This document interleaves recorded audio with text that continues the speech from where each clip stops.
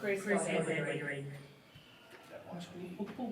What did you make of that, Scott? It felt like you battled pretty hard the entire game, but they seem to have a lot of the answers every time you challenged them.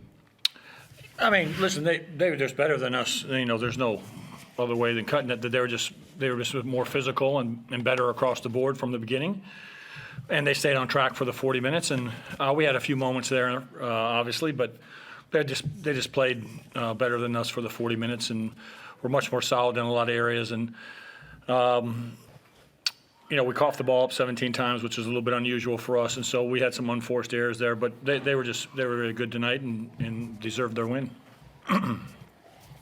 It did feel like you were pretty good in most areas, like you said, except for taking care of the ball. That probably in the end was the biggest difference in the game. Was that much down to their pressure, or like you said, was it more sort of unforced turnovers for the most part? I don't know. I mean, they pressured us, and we had 3 or 4 there that were just really unforced from their pressure.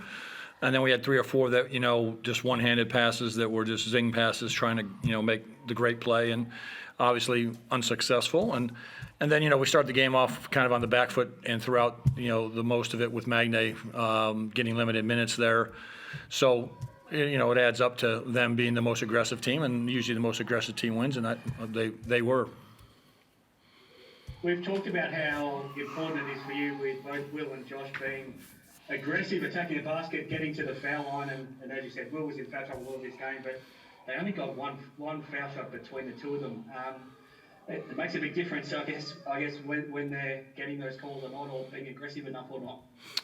I mean, it makes a difference. It obviously slows the clock down too a little bit for us and gets us to get our defense set. But you know, they didn't shoot a ton of foul shots themselves, only 15. So you know, Magne missing about 15 to 20 minutes worth of his playing time, may have created a few more fouls, but we just weren't on point long enough and played hard enough. You're going to have the opposite problem over the next week because you've got so many games in a short period of time. But coming off the momentum of last week, can it be tough sometimes to keep that going when you've got more than a week before you then play again?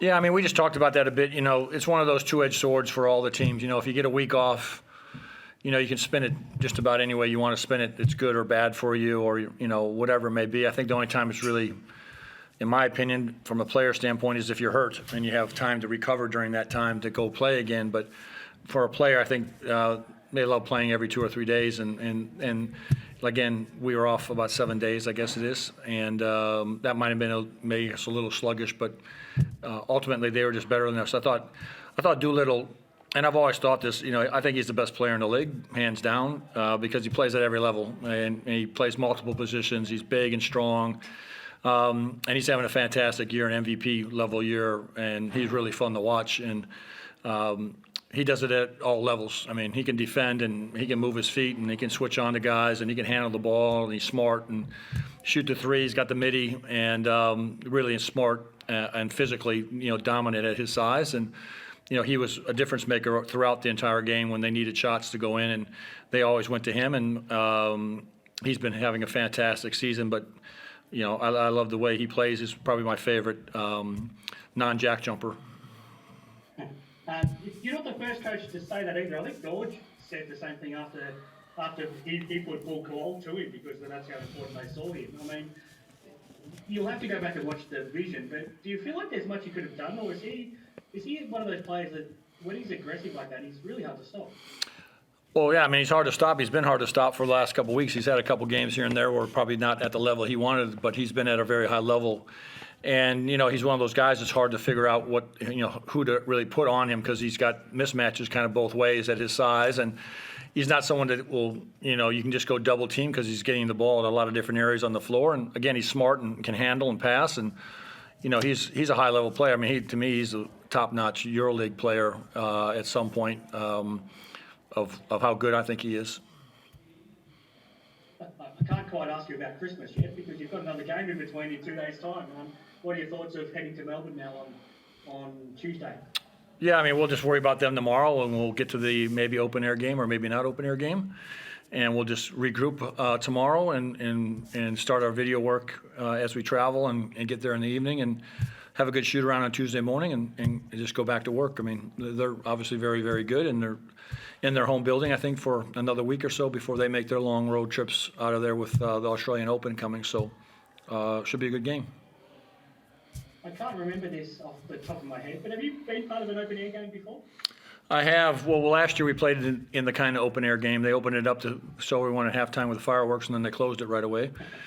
And then my first year, I was lucky enough in Perth. We played Melbourne, and it was open the whole evening. And the score was about 42-45 when it was all said and done because no one could score. That's right.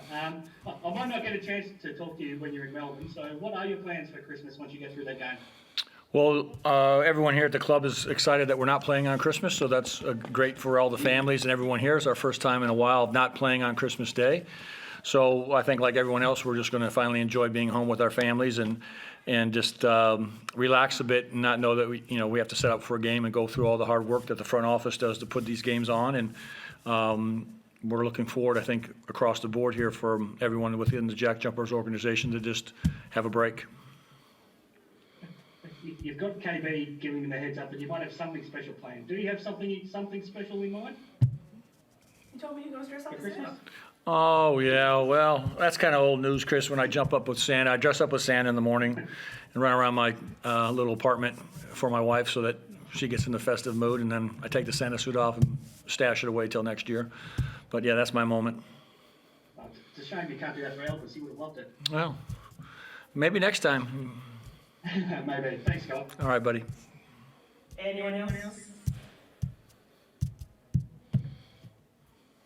Sunday night, probably everyone went home.